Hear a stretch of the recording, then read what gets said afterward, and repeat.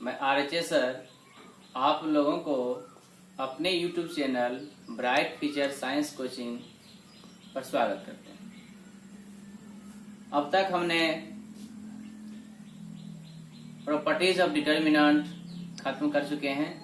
इस वीडियो में हम देखेंगे एक्सरसाइज 4.2।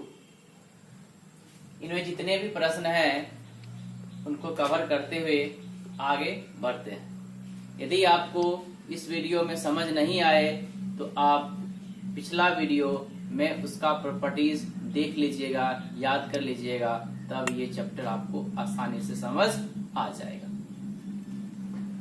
तो क्लास 12 एक्सरसाइज 4.2 एनसीईआरटी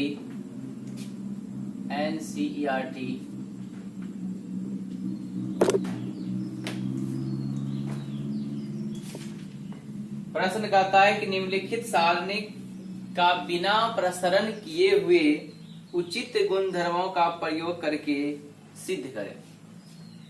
किंतु बोर्ड एग्जाम में आपको जो प्रश्न पूछता है इस चैप्टर से, उसमें गुणधर्म का प्रयोग करके ही बनाएं ये नहीं कहता। आप एक्सप्लेन करके भी बना सकते हैं या गुणधर्म भी लगा सकते हैं।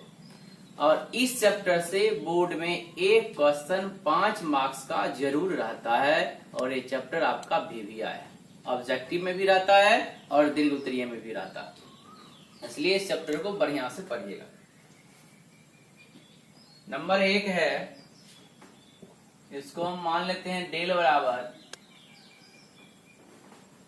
X A X plus A, Y B Y plus B, Z C Z plus C, इतना बराबर 0 प्रूफ करना। तो अभी हमने आपको एक प्रॉपर्टीज पढ़ाए थे, प्रॉपर्टीज नंबर 6 पिछले चैप्टर में बताए थे। प्रॉपर्टीज 6 कि यदि किसी सारणिक के किसी रो या कॉलम के सभी अवयव 2 या 2 से अधिक पदों के योगफल के रूप में हो तो उन्हें तोड़कर 2 या अधिक डिटर्मिनेंट के योगफल के रूप में लिख सकते हैं, बताए थे। तो इसमें भी देखिए इसका कुछ एलिमेंट है आपका 2 पदों के योगफल के रूप में, तो इसको हम तोड़ देते हैं। क्या तोड़ेंगे? पहला डिटर्मिनेंट के साथ पहला अवयव, जिसको हम लिख सकते हैं X A X, Y B Y, Z C Z, जोड़। अब इन दोनों एलिमेंट का तीसरे अवयव के साथ एक्स जोड़ A X A A, Y B B, Z C C. उसके बाद कहां से? P6 से नहीं भी लिख सकते हैं, कोई बात नहीं है। अब एक और प्रॉपर्टीज बताए थे आपको, प्रॉपर्टीज नंबर, उसमें बताए थे आपको कि यदि किसी डिटर्मिनेंट के 2 रो या 2 कॉलम समान हो तो उनके मान भी 0 हो जाए। अब इसमें क्या है? इस एलिमेंट इस डिटर्मिनेंट्स के C1 इक्वल टू C2 है, C1 equal to C2, and इस डिटर्मिनेंट के C2 इक्वल टू C3 है। तो क्या आ जाएगा? इसका वैल्यू 0 आ जाएगा, इसका वैल्यू 0 आ जाएगा, और 0 में 0 ऐड करते हैं तो 0 यही लाना था, यही प्रूफ करना था। हो गया आपका प्रूफ। अब आते हैं प्रश्न नंबर 2 में। प्रश्न नंबर 2 का था आपका डेल बराबर मान लेते हैं a minus B, b minus C, c minus A, b minus C, c minus A, c minus A, a minus B, c minus A minus B, b minus C. इसको तोड़ के 0 लाना है। क्या लाना? 0। तो देखिए इसको अगर कोई एक रो या एक कॉलम दो पदों के योगफल या घटाव के रूप में रहता तो हम इसको ऐसे तोड़ के बना लेते, लेकिन इसमें सब ही है तो कितना बनाएंगे, बहुत सारा नहीं बनाना है। तो इसमें एक प्रॉपर्टीज लगा देते हैं। अगर हम C1 यूजिंग करें, C1 equal to C1 plus C2 plus C3, C1 goes to C1 plus C2 plus C3, मतलब सब कॉलम को जोड़ दे तो क्या मिलेगा। देखिए A माइनस बी, अगल बगल जोड़ते हैं तो कॉलम ऑपरेशन होता है, ऊपर नीचे जोड़ते हैं तो रो ऑपरेशन होता है। कॉलम अगल बगल जोड़ना, A माइनस बी में जोड़ना आपको B माइनस सी, इसमें जोड़ना है C माइनस सी, बाकी सब एज इट इज रहेगा आपको B minus C C minus C. यहाँ जोड़ेंगे B minus C plus C minus A plus A minus B, बाकी आपका एज इट इज रहेगा। इसमें C minus A plus A minus B plus B minus C, बाकी का term जो है वो एज इट इज रहेगा। अब देखिए ये प्लस ये माइनस ये प्लस ये माइनस ये प्लस ये माइनस ये प्लस, इस तरह से ये टोटल का टोटल कैंसिल हो जाएगा और क्या बचेगा, फर्स्ट कॉलम का तीनों एलिमेंट 0 हो जाएगा और बाकी जो है आपका जैसे है वैसे हमने लिख दिया। और एक और प्रॉपर्टीज होती है कि यदि किसी डिटर्मिनेंट के सभी रो या सभी कॉलम का एलिमेंट शून्य हो तो उसका वैल्यू शून्य होता। इतना ही इसको तोड़ के लाना था, ला दिए, आप इसको बना लीजिए प्रूफ। अब हम प्रश्न संख्या 3 है आपका, डिटर्मिनेंट इक्वल टू 2 7 65 3 8 75 5 9 86, इसको तोड़ के लाना है 0। ध्यान दीजिए इसमें एक्सपेंड नहीं करना, गुणधर्म का प्रयोग करना। तो गुणधर्म का प्रयोग करना है तो हम ऐसे लिख सकते हैं 2 7 3 8 5 9। अब 65 को हम ऐसे लिख सकते हैं 9 7 63, ठीक है। ऐसे नहीं तो हम कर लेते हैं इसका C1 गोज टू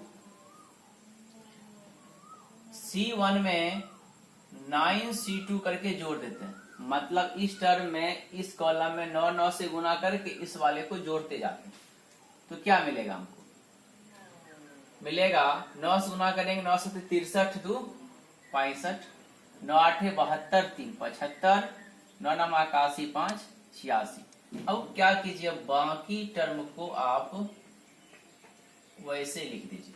अब क्या हुआ इसमें, इसका C1 इक्वल टू C3 है, दो कॉलम समान है, इसका वैल्यू कितना आ जाएगा 0। किस चीज से, प्रॉपर्टी से, बाय द प्रॉपर्टीज। यही क्या हो गया इसका आंसर, नहीं प्रूफ हुआ, काय की प्रूफ करना। नंबर 3 था। अब आते हैं नंबर 4। नंबर 4 है डेल बराबर मान लेते हैं 1 1 1 BC CA AB, A into B plus C, B into C plus A, C into A plus B. इसको भी प्रूफ करना है 0 के बराबर। तो एक हम काम करते हैं, A इंटू में है, B इसके इंटू है, C इसके इंटू में है, हम इसको गुना कर देते हैं तो क्या आ जाएगा 1 1 1 एज इट इज रहेगा एक कॉलम, ये कॉलम को भी इसी तरह छोड़ देते हैं। अब इसमें क्या करते हैं, ए से गुना करेंगे तो क्या मिलेगा हमको AB प्लस AC, B से गुना करेंगे तो BC प्लस AB और C से गुना करेंगे AC प्लस BC।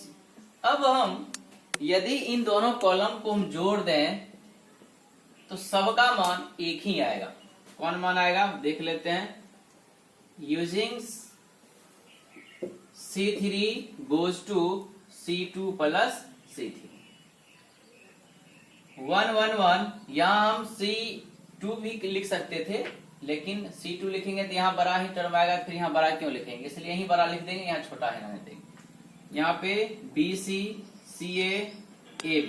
अब C2 C3 जोड़ना है, देखिए AB AC BC जोड़ेंगे ना, ये होगा AB BC CA।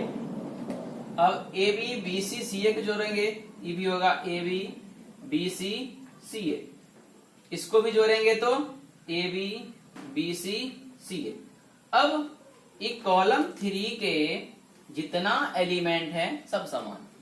तो हम एक प्रॉपर्टीज बताए थे ऊपर में आपको, यदि किसी सारणी के कोई रो या कोई कॉलम के सारे अवयव को वहनिष्ठ गुणनखंड हैं, आप उसको बाहर ले सकते हैं।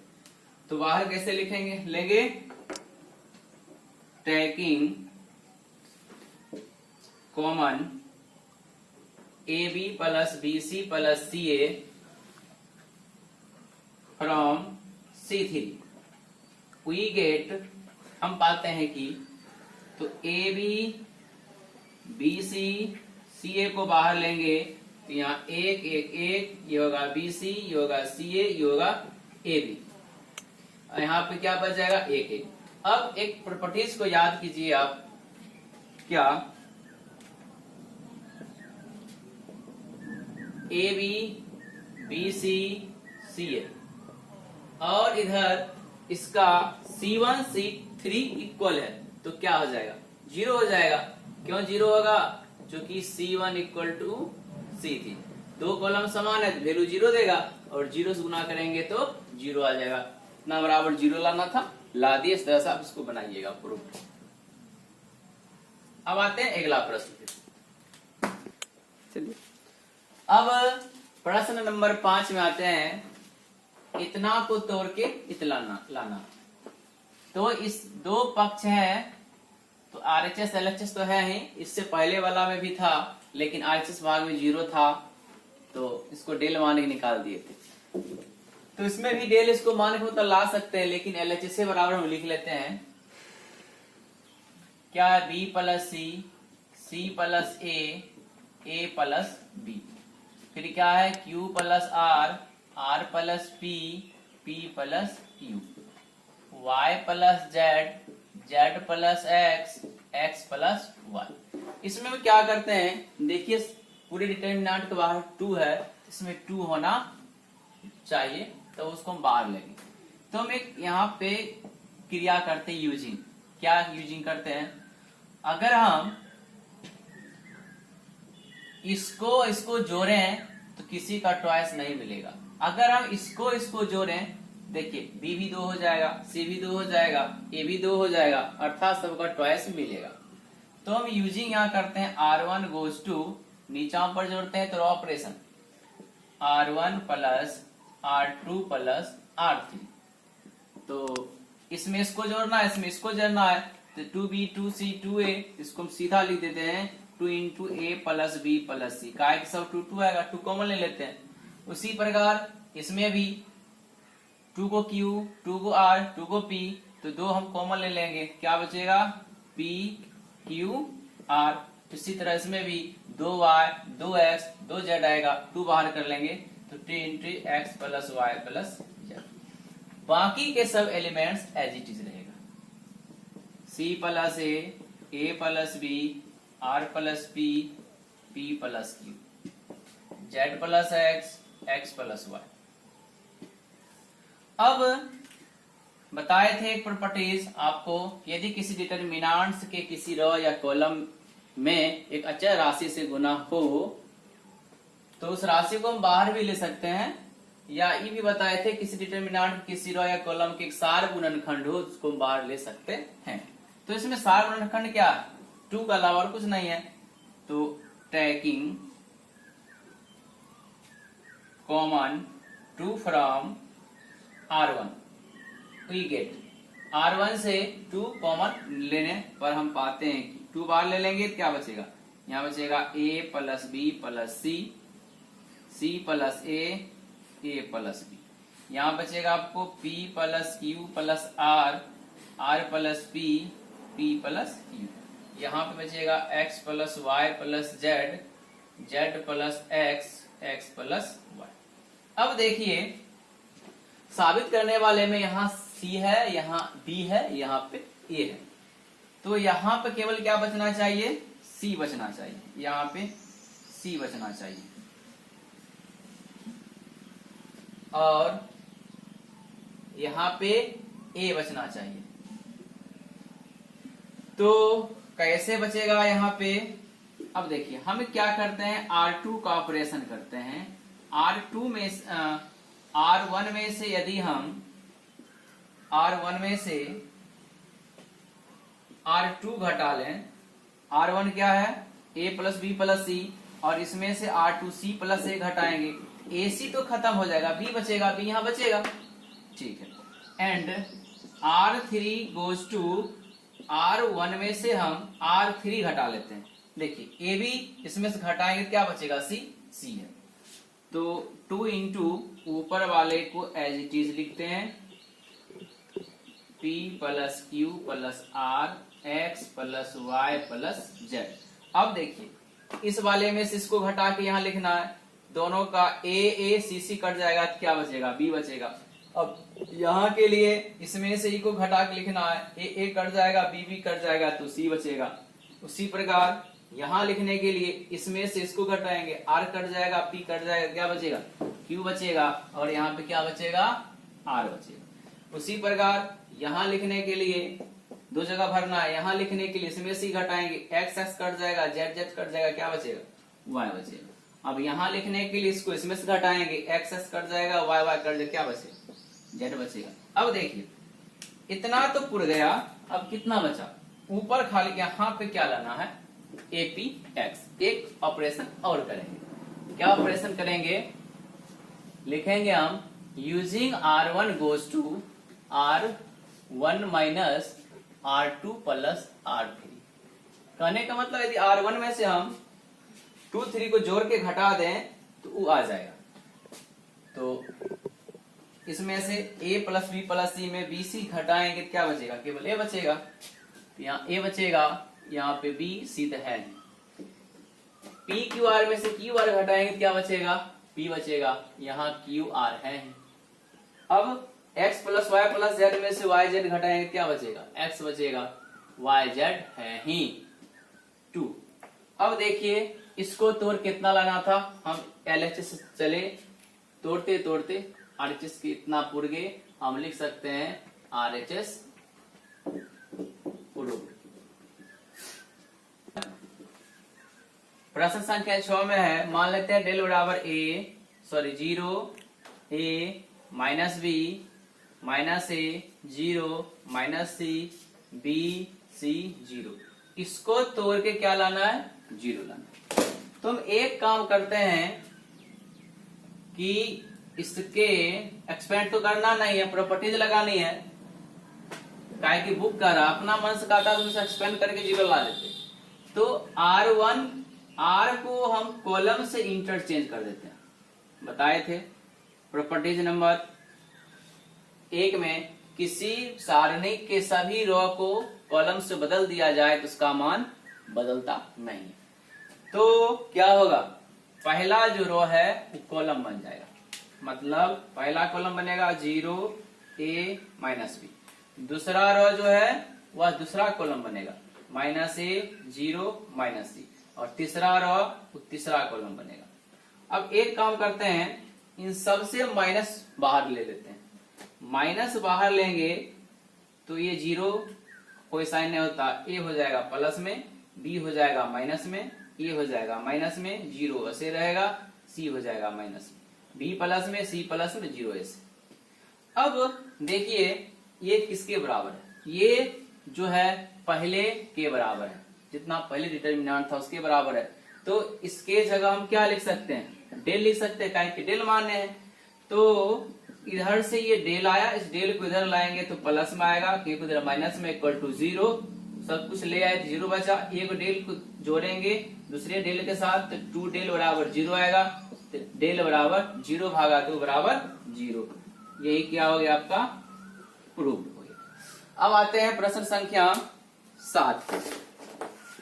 7 में प्रूव करने वाला है -a² AB A C B A minus B square B C C A C B minus C square equal to 4a square B square C square. तो कहां से चले हम? LHS से चले।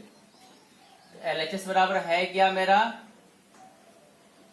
Minus A square A B A C B A minus B square B C C A C B minus C square. देखिए इसमें से कुछ गुणज जो है कॉमन है, उसको कॉमन लिया जाएगा। क्या कॉमन लिया जाएगा? तो बात करते हैं हम फर्स्ट कॉलम की। देखिए सब में ए है, इस सब में बी है, इन सब में सी है। ऐसे भी कॉमन ले सकते हैं या ऐसे भी हम बाहर निकाल सकते हैं। देखिए सब में ए है, इस सब में बी है, इन सब में सी है। तो रो ऑपरेशन या कॉलम ऑपरेशन दोनों तरीका से हम बना सकते हैं। तो हम क्या करते हैं यहां पे, taking common A comma B and C from, column से ले लेते हैं C1 C2 and C3 we gate. C1 C2 C3 से ABC कॉमन लेने पर C1 से A लेना है, C2 से B लेना, C3 से C लेना। अब देखिए ABC तो बाहर आ जाएगा, C1 से A लिए तो क्या बचेगा? माइनस A, यहाँ B यहाँ C, यहाँ से इसमें B लिए हैं, यहाँ पे A माइनस B यहाँ पे C, इससे क्या लिए हैं? C लिए हैं, यहाँ A यहाँ B यहाँ माइनस C। अब क्या करते हैं, एक और प्रॉपर्टीज लगा देते हैं इसमें। क्या लगाते हैं? अगर हम इसको जोड़ दें तो 0 मिलेगा और इसको जोड़ दें तो क्या मिलेगा? 0 मिलेगा। आसानी से बन जाएगा। यूजिंग अगल बगल जोड़ते हैं तो क्या कहलाता? Column operation. C1 goes to C1 plus C2 and C2 goes to C2 plus C3। तो A B C, इसमें इसको जोड़ेंगे 0, इसमें इसको जोड़ेंगे 0, इसमें इसको जोड़ेंगे 2C। अब देखिए इसमें इसको जोड़ेंगे 2A, इसको इसमें जोड़ेंगे 0, इसको इसमें जोड़ेंगे 0। E आपका एज इट इज रहेगा। अब बहुत सारा 0 हो गया। अब इसको क्या करते हैं? एक्सपेंड कर देते हैं। प्रॉपर्टीज तो लगा दिए 2-3 जगह, अब इसको एक्सपेंड कर देते हैं। क्या एक्सपेंड करते हैं? तो लिखेंगे x pending along with C1 के अनुसार कर देते हैं। काहे की 2 0 है, गुना कम करना पड़ेगा। तो A B C बड़ी ब्रैकेट देते हैं, 0 लेंगे तो 0 के साथ क्या आ जाएगा?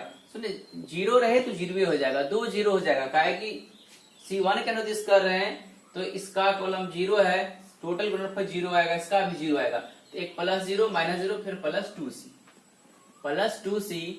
तो 2C का रो कॉलम हटा देंगे, रो कॉलम हटा देंगे, क्या बचेगा? 2A गुना B, तो 2AB घटे 0, तो 2AB घटा 0। तो ABC गुना ये खत्म, तो हो जाएगा उधर 2 दूनी 4 ABC गुना कर देंगे तो 4A square B square C square बराबर RHS। ये आपका हुआ। अब चलते हैं प्रश्न संख्या 8। 8 में 2 प्रश्न हैं।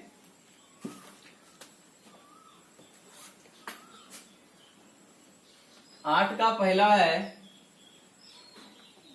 डेल बराबर मान लें या नहीं मानते हैं? मान लेते हैं, sorry. 1 1 1 ABC A square B square C square equal to A minus B B minus C C minus C।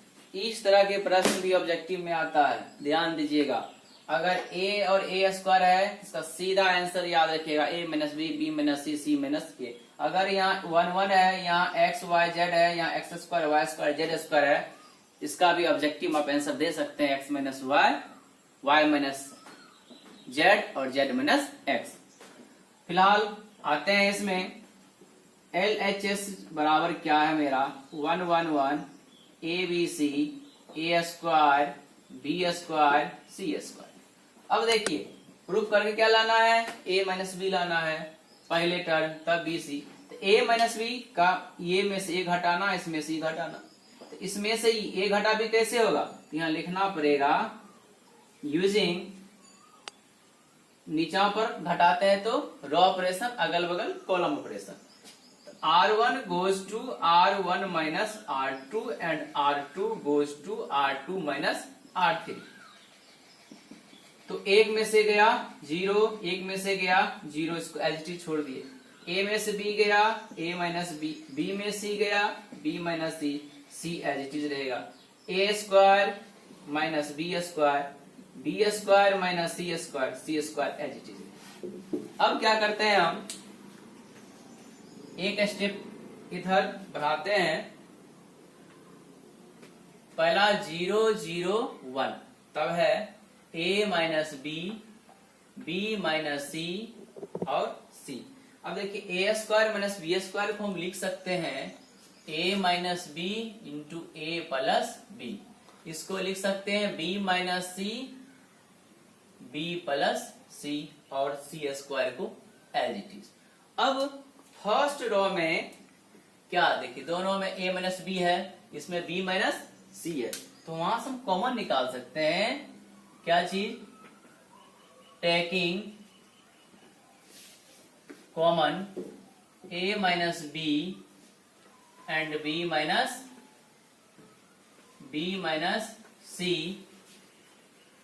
From R1 and R2, we get R1 और R2 से जो सारे गुणनखंड है वो बाहर ले सकते हैं। आप कहोगे कि इसमें a माइनस बी है, इसमें a माइनस बी है, बट 0 में नहीं है इसमें भी। अगर हम यहाँ पे लिख दें 0 इंटू a माइनस बी, तो क्या वैल्यू आएगा, 0 ही आएगा। 0 में कोई भी गुणनखंड छुपा रहता है, तो वहां से निकालना हमको a माइनस बी और दूसरा से निकालना है b माइनस सी।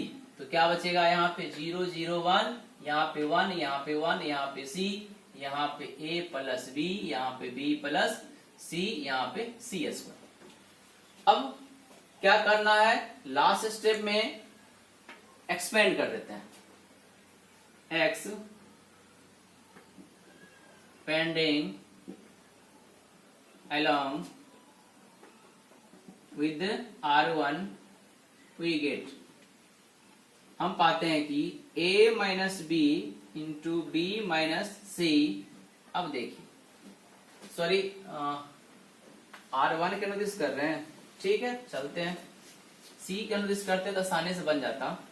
तो 0 गुणन करेंगे तो कुछ भी 0 ही होगा, माइनस 1, इसमें क्या लें 1 के लिए, इसका रो इसका कॉलम खत्म, तो इधर से 0, इधर से 1, इधर से b प्लस c, इधर से c स्क्वायर, ठीक है, प्लस अब लें क्या a प्लस b, क्या बचेगा, लिए इसका खत्म, यहाँ 0, यहाँ 1, यहाँ 1, यहाँ c।